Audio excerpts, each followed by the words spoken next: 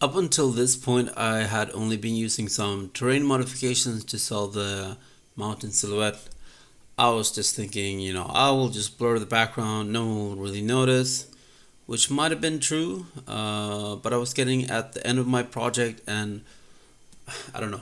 I feel like everything else was kind of like up to par, but the cliff swarmed, so they really started to bother me. And I don't know, there's nothing really special to say about this. They're just modeled and remeshed in ZBrush. And then I baked the information down in Substance Painter and put some curvature and AO on top of them. And in Engine, they always almost get like this smudged out effect. I'm not sure why, but I mean, either way, I feel like it was good enough for a backdrop.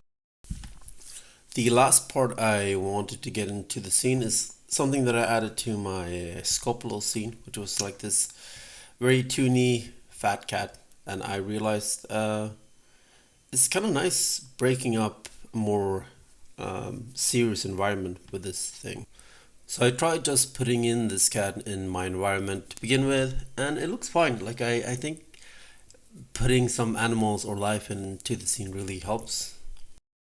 But if you look at this cat, like it's quite low poly and a bit flat, and I feel like I could make something a little better. So I went for a chicken. And it came from this vegetation sketch that I did earlier.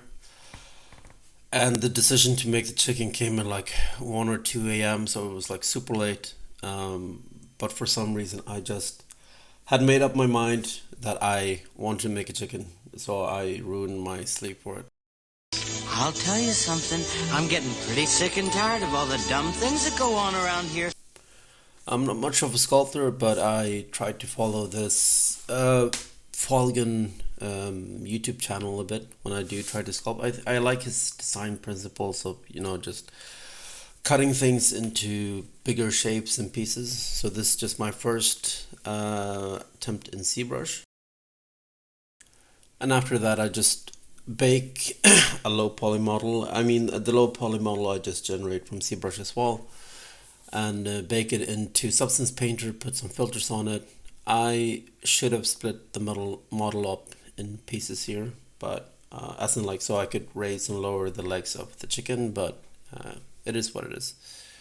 And yeah, I don't know. I just place it in my environment, and I think they fit the scene pretty well. They actually do give that very like Pets and Findus the kind of vibe that I was looking for, of just breaking up this otherwise a bit more serious environment.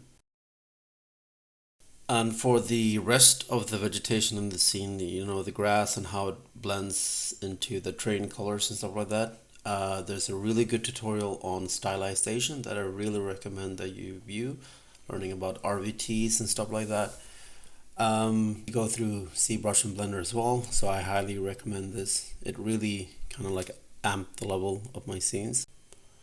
So for final thoughts about this project is that I'm really happy how this turned out. Honestly, there's some real satisfaction from going from a project that was already 3 feet under, only to revive it and get something that I felt this great about. I think I'm now learning more and more about the different pipelines I'm utilizing, and I'm able to insert my own style into every part of that process, which is kind of holding the art style together in a better way. I think what I'm really doing bad still is that I use a lot of unique assets that I don't really reuse enough. I feel like I could really choose a scene where instead of just one house there are like a couple, and then I could make use of the modular set better. And it would also make sense to make a modular set instead of just making one house from the get-go. I think I'm very bad at like just taking someone else's assets and using that into my scene. I'm just like creating my own assets from scratch over and over again. And I mean, this is kind of the part where I feel like I struggle with uh, making someone else's assets fit into my piece. Um, but it is something that I would like to explore. I just don't know how at this point.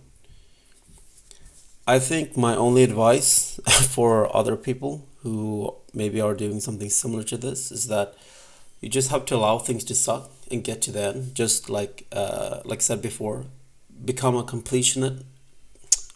Sorry, become a completionist, not a perfectionist.